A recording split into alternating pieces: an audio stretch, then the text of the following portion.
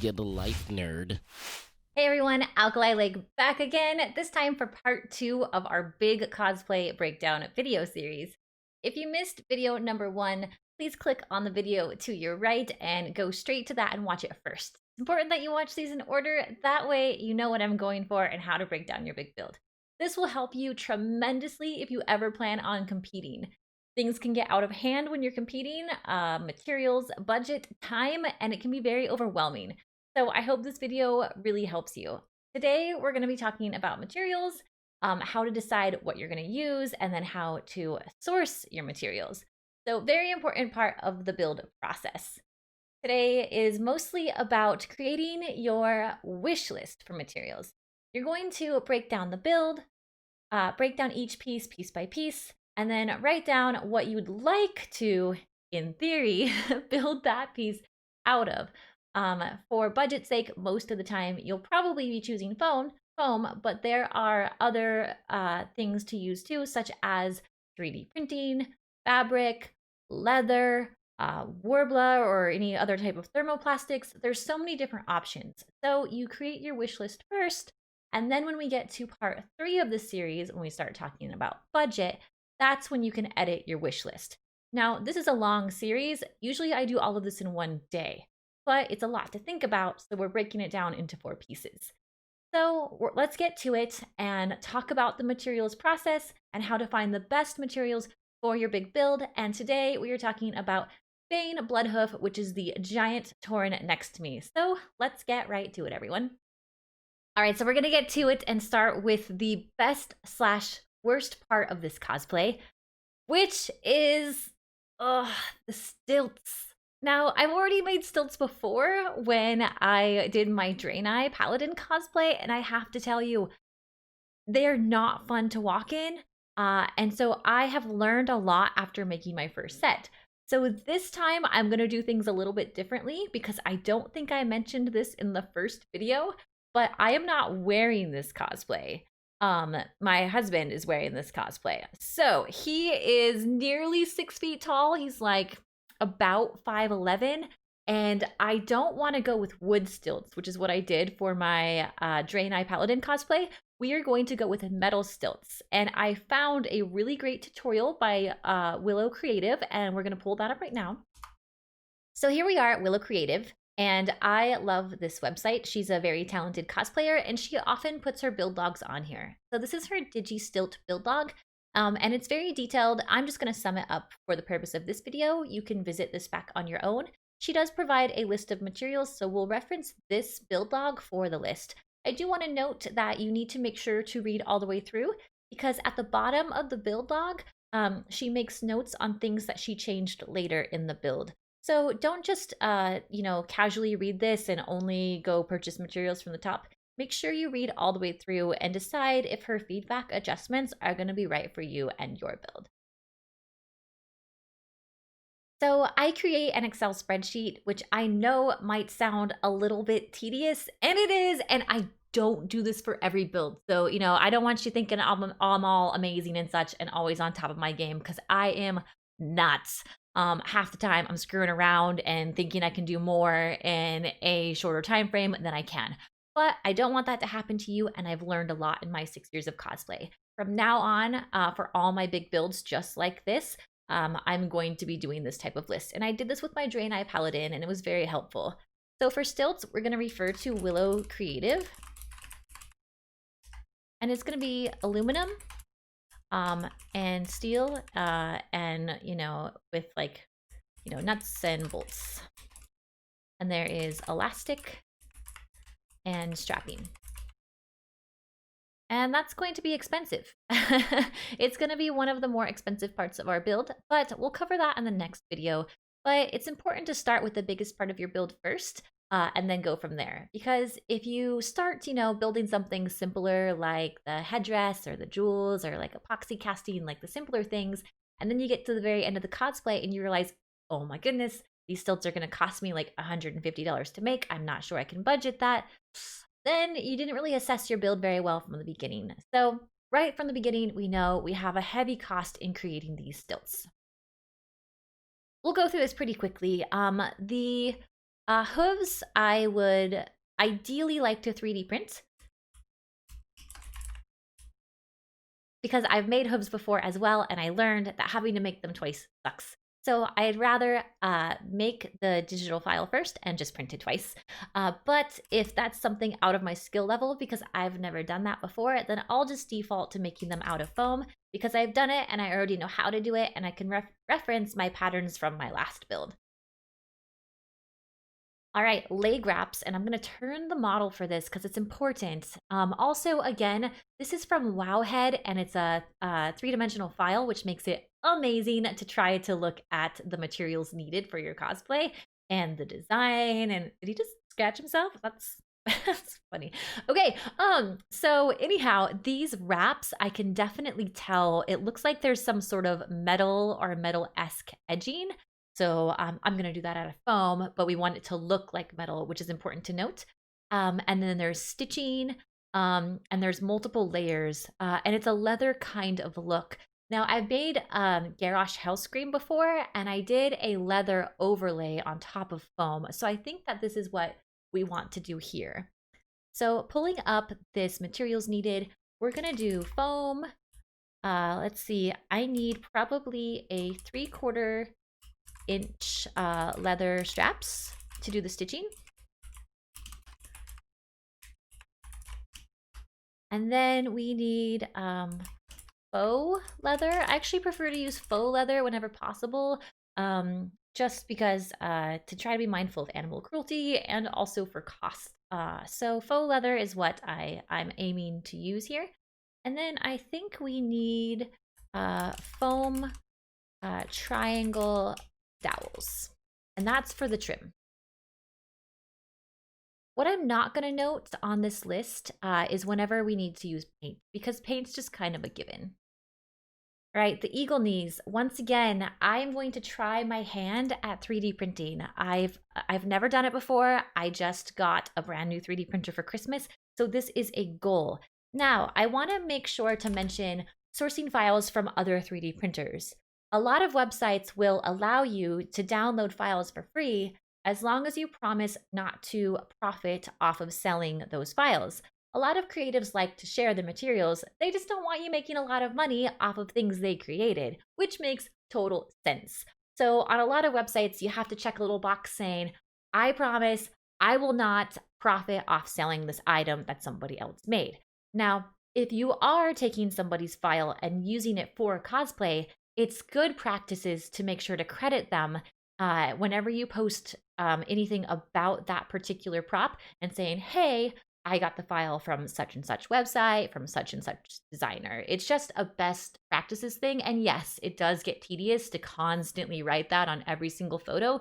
But you know what? You have to do that with artists and photographers anyway. So just make it, a best practice thing that you do to credit people who need to be credited for their work. That being said, I would like to 3D print those myself and design them myself. If I do use another artist's pattern for that, I will make sure to credit them. And then again, foam is my backup. And it seems to be that we also need some feathers. I will create those out of foam as well. All right, moving up, we go to these thigh wraps. The thigh wraps look like they are out of leather as well and have these same metal accents, which I think are some sort of beading. All right, so faux leather and then metal beads. I'm gonna put a question mark in that because it's okay to not know. We can come back later and change this. Again, it's just more of a wish list. The loincloth is going to be fabric, faux leather, fur, and it looks like, well, we're going to need some way to tie it around the waist, right? Or it's going to get attached to the undergarments. I'm not sure, but we'll write straps here just in case. The belt, we're gonna take some time to kind of move around on this and really look at it. There's either two different types of fabric with the two different colors, or it's the same fabric but just painted differently. I actually want to play with two different types of fabrics here because I love how the top fabric on the blue has a slight sheen to it. It's probably more where the artist designed it so that the light source hits it differently, but I still want to go with providing that sheen myself. So maybe a rubberized kind of leather here that has an interesting shine to it. And then maybe I think I would want to go with like a crushed kind of velvet for the bottom. I really like playing with textures, and we're going to go over this a lot in this materials video because if you're designing this for competition, you want to go the extra mile.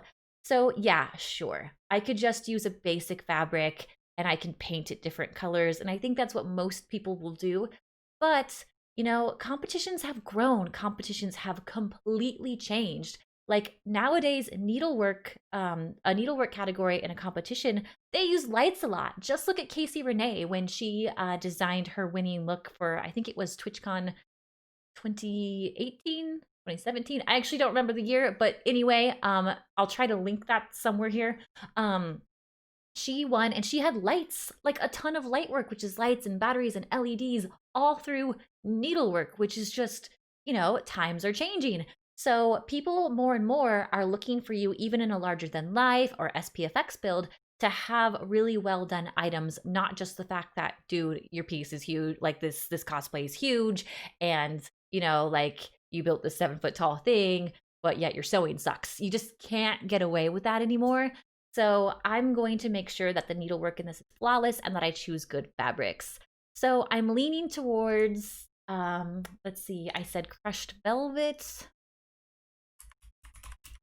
Not that Torrens would have crushed velvet, but I don't care. It's just going to be cool, and it's going to have a rich look. I mean, he's a chief, right? We can't be using, like, cotton. I mean, we could, but, like, he's a chief. So yeah, I'm going to do, like, a crushed velvet with I don't know the name of this, but Yaya Han has, like, a rubberized, it's like a vinyl, but it acts like a faux leather. I don't know what that is called. Now, also keep in mind, how are these fabrics going to work together? And immediately I'm going to say poorly. And I'm aware of this. So yes, if any of you needlework people are watching this video, I'm pretty well aware that crushed velvet is not going to sew well to like a rubberized vinyl leathery thing. So what I plan to do is actually not sew all the triangles together, but applique or almost glue on the triangles to a foam base and then cover the edges with this, what looks like leather strapping. So I have a plan for that. I promise. I got you, needleworkers here. I really want the thickness of the foam on this belt, which is why it's not going to be made of only fabric. Another consideration, which I'll come to this later in the cost part, is beading this. It could be really cool and, very, gosh, he's got this headdress on. So I like the idea of playing with like a Native American vibe as well and doing some beadwork on that. So I don't know if the whole thing is going to be, but beadwork could be cool. And, turquoise is expensive, but like a turquoise-esque bead would be amazing in those turquoise triangles as well. Now, I know I'm spending a lot of time on just the belt here, but, we're talking about competition pieces. We're talking about trying to perform well in a cosplay contest. And these are the little things that just take you over the top. And as cool as making giant hooves are, unfortunately, the feet and the bottom parts of cosplay are often overlooked. So if I can have like a ooh, shiny moment, we're gonna go for it. All right, so beading, and I'll put turquoise, etc. in here. And then we need leather straps. Let's see, did I put foam? I did not. Okay, the skull buckle, we're gonna try to 3D print that as well. There are lots of skull patterns already on the internet that are free. I'm going to mildly adjust the patterns because this skull has a very interesting shape to it. If I don't 3D print it, I will probably epoxy sculpt. The problem with epoxy sculpt is it is heavy.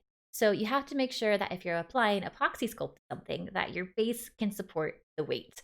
So another thing to be mindful of. We'll have a thick foam base for this belt, but we also need to make sure that how the belt attaches in the back isn't going to just simply untie because the epoxy sculpt and or a 3D print on the front is too heavy.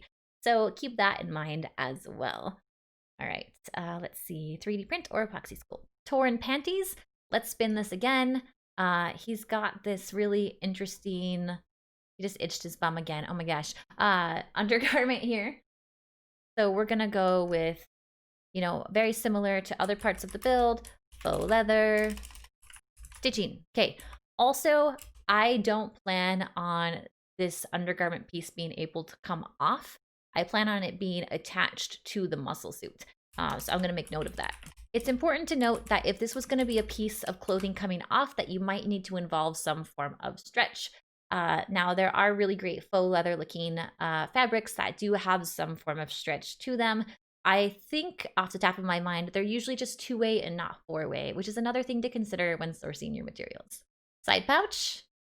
All right, so we have, I'll make the base out of foam, and I think I want to cover the foam. I'll show, actually this just pasted, which is great. 3/4 inch leather straps, that does work. Faux leather. We don't need the triangle dowels, but we do need fur, feathers, which again, I'll make those out of foam. A turquoise bead, which now I'm kind of convincing myself to go more in towards this beading type element. Muscle suits, I am greatly going to be referencing SKS Props Instructables feed for this. So let's pull that up now so you can see what I'm talking about. This is SKS Props Warcraft Orc Full Scale Cosplay Costume. And in this tutorial, he goes at length at the items you will need to make your very own muscle suit. I will be veering off from this slightly because I won't have to do a full latex coating on it, since the majority of this is going to be covered in fur. Look at this at your leisure. I will link it in the description below as well. He goes at length to list his sources here. And make sure that when you click on these, you understand that you are supporting the artist here. So if you're using one of their resources, this is important to know. Go ahead and click on their Amazon link. Don't just pull up a separate Amazon page and type it in yourself. If you actually click on this, the artist will be getting a very small commission usually, but it's best practices as well to click on artist links to help support the artist. I also have some below in the description if you would like to support me. I have TNT cosplay supply links and also some Amazon links as well. All right, so back to Bane here. I'm just gonna list for ease of this SKS Props Instructables. But I know that this is going to equal upholstery foam, 3M glue, spray glue, and then fur, but there's this particular kind I want to use. So I'm also going to be referencing another cosplayer. I think her name is Kazul. I'll have to look that up later. But she does some really great things as well. All right, for the next part, I had just mentioned Kazul, and I'm going to be using her build references for the hands and for the giant Tauren head. I don't know much about this, but I know I'm going to be heavily using her source materials to figure it out. So let's take a look at her website now. This is Cosplay, and this is her website, and she has done many a big build, and she, I believe, won BlizzCon one year with her Hogger cosplay. So she also has a lot of amazing blogs. So here, building a clay warming oven is important if you're going to sculpt any of your materials. How to build a creature cosplay is going to be something I'll be referencing quite a bit. So look at this. What is Variform? Variform is a lightweight thermoplastic mesh. All right, so I had no idea. I'm going to be learning a lot for this build, and I have a feeling it's going to be expensive. But again, she lists all of this here. I'm just going to quickly scroll through it. It looks like we're going to need some styrofoam, some of this Variform, along with our other materials like fur and things like that. So I will reference this later, but now you know on how to source materials like this. I'll list a few of them here, and I'll go back to it later. And then when we go through our part 3, which is budgeting your cosplay, I'll have more detail on how much all of this is going to cost me. All right, sculpting clay. Let's just put etc. because I'm unaware. Wrist armor, we are going to use foam. And we're going to use epoxy resin to cast those jewels. And then we also need triangle foam dowels. We're going to copy paste this because it is the same for the left arm. Except for the left arm, we're also going to be building this really cool bone-looking armor. And ideally, I would like to 3D print that as well. All right, now on to this really cool piece, which is the headdress. Back to our beading. So we need foam feathers, beading. We need embroidery thread. The embroidery thread is to wrap those feathers. That's what the red looks like right here. We are also going to need foam and some dowels. And I think that is about it. It looks like there's some really cool, maybe metal adornment at the top of each of these feathers. I don't exactly know what it is, so that's gonna involve a trip to my craft store to figure out what's gonna go on the end there. Right off the top of my head, I'm kind of thinking really interesting brads could do it. Right off the top of my head, I'm thinking really interesting brads, or the tops of brads could do that. So I'm gonna write brads for now, and I will get back to that later. We're gonna turn the model right here so we can see what the mane looks like. The mane, I'm not exactly sure how I want to do it.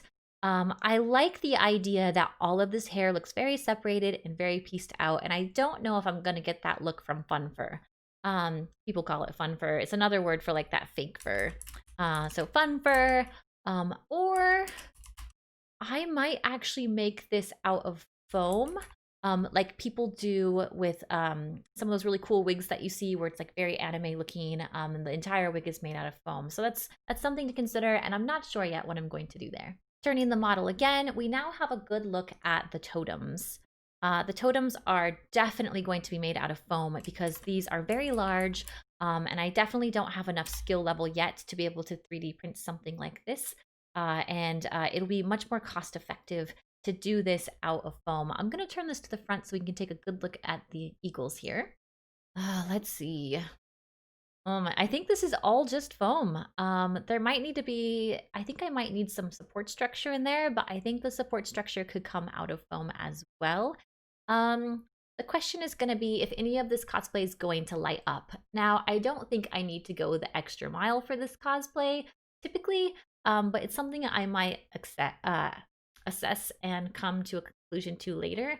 But if I make the eagle wings out of plastizote and double layer them, I could put some LED lights in between the two layers of plastizote, and that light blue area could glow a little bit, which could be very interesting. I'll ask around to some of my fellow cosplay friends and see if adding any sort of lighting to this cosplay might be worth it for competition. My first thought is it's definitely not needed as far as like who the character is. However, when we're talking competition, if you can do it, you should do it. But there needs to be a reason for it. So, I'll get back to you on that. But I would love to potentially add some kind of lighting. But if I do, it'll be glow. It won't be anything crazy. It'd just be very nice if those totems, did something, very interesting there. All right, the horns. Again, we're going to 3D print. I'm super excited to 3D print these. And just interested. I'm learning a lot. As far as the jewelry, I will do those out of foam. Actually, no, I will do those out of Worbla. I think because the Worbla is a thermoplastic, it will actually stick better to the 3D printing material. And then we also have epoxy resin for the gems. Also might add some beading as well, just to tie the whole thing together. The totem strap. All right, this is pretty cool. The totem strap has some feathers, some beading, what looks like metal. It is adorned as well. I feel like if I'm beading at all on the belt, that I probably need to add beading onto the strap too. But that is a lot of work. Oh my goodness, that is so much work. I'm guessing that for the size that this torn is going to be, this strap alone is going to be nearly 5 feet long. So beading on 5 feet of fabric is intense. So I would probably switch to like a seed beading here, something very, very affordable. The problem with seed beading is that they are very small. So very small means lots of hours. Lots of hours is, of course, lots of time. Is that going to fit into our time frame? So I'll go over that more in episode 4 on whether or not I can choose that material just to fit our time budget. So beading, foam, let's see, embroidery thread, and that's probably it. Maybe some gold embossed thread. The hammer we're not doing. That was something I covered in the first video and said I might not do. Instead, I'm going to do this pole staff that he uses in game, but I'll cover that later. The tail I am going to want to articulate. So let's just make a note here. I want it to move freely. That means it's going to be made out of a, well, in theory, out of a foam core made out of multiple small circles. That way it can move very well. I don't know how I'm going to skin that yet, or if we're just completely wrapping in the fur. But for now, we're just going to articulate with foam, and then fur is another material. The butterfly on the horn you can't see in this image, but I used the image in the previous video, so you can refer to that. The butterfly I am probably going to make out of tissue paper and some thin jewelry wire. And then I also need small springs to make the wings flutter. So there you have it. That's it for the materials. We have a lot of work ahead of us. All this work is going to mean lots of very good time management. I'm not sure exactly which cosplay competition I'm going to enter this in yet, but I have a few in mind. This is going to be a passion build, and I really just can't wait to do it. I want to do this one very, very well. So more my time frame is just of quality. But I will take a look at some competitions coming up and see if I can find a way to time budget this into those. But again, you will see that in episode 4. Make sure to stay to the end frames of this video so you can click on links to the previous videos for this big build.